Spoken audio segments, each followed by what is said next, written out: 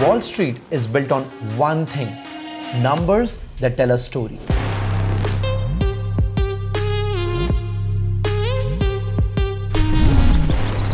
Financial statements aren't just reports, they're the language of business.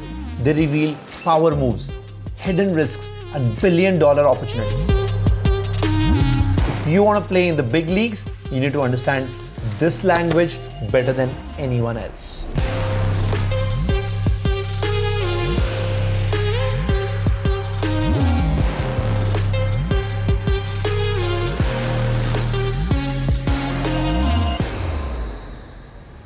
Think about Amazon. Our stock peaked somewhere around $113. Our stock went down to $6. Jeff Bezos built a retail empire while reporting losses for years. Why? Because his financial statements didn't just reflect the past, they told investors a future story of growth. As a result of going up 70% this year, you have become the wealthiest man in the world. Financial reporting isn't just about compliance, it's about strategic storytelling.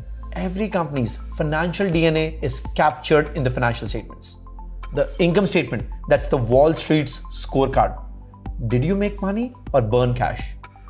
The balance sheet, that's the company's financial health check.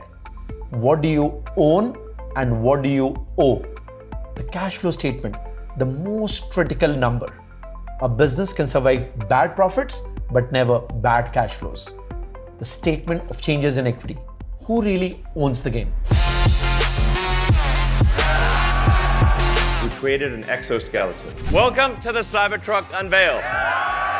Let's take Tesla. Its income statement has shown wild fluctuations in profitability, but its cash flow statement tells a different story. In our first year of production, we produced just over 20 vehicles. And the way things are tracking right now, we will actually have made over 10 million vehicles next year. So we'll pass the 10 million vehicle cumulative. That's a lot of cars, man. Strategic reinvestment, aggressive capital expenditures, and government subsidies that kept it moving forward.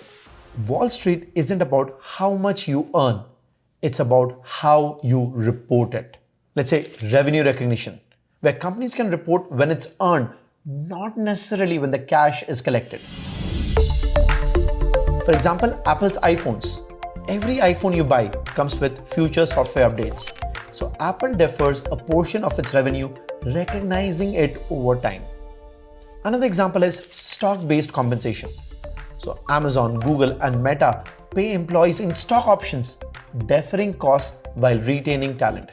That's why reported expenses may not reflect actual cash flows. Let's talk about fair value accounting. Look at Netflix. Its balance sheet lists content as an asset. But how do you value a hit series like Stranger Things compared to a flop? The answer? Fair value accounting. Financial statements reveal what's going on, but disclosures to financials reveal what's really going on. Now let's talk about lease accounting. Before 2019, airlines could keep billions in aircraft leases off their balance sheets. With new lease accounting standards, suddenly airlines like Delta had to recognize billions in liabilities overnight. Let's talk about business combinations. When Facebook bought Instagram for $1 billion, Instagram was snapped up by Facebook for $1 billion. The assets on Instagram's books were worth far, far less. With just 13 employees, Instagram is run out of a small San Francisco office that doesn't even have a sign and so far hasn't made any money. When we acquired Instagram, for example, I think it was 13 people, right? So it had one app on one platform. Facebook bought Instagram for $1 billion. So in the financial statements, Facebook recognized the acquisition as goodwill, the price paid above net assets, betting on Instagram's future dominance. Financial reporting isn't just for accountants, it's for strategic business leaders.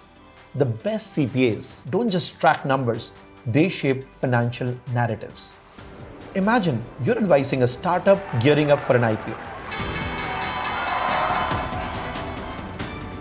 Your job? Make the income statement look strong, but ensure cash flow supports it. Structure assets and liabilities to optimize valuation. Use disclosures to highlight strengths while mitigating risks. This isn't just compliance, it's the financial strategy that drives valuation, investor confidence, and billion-dollar deals.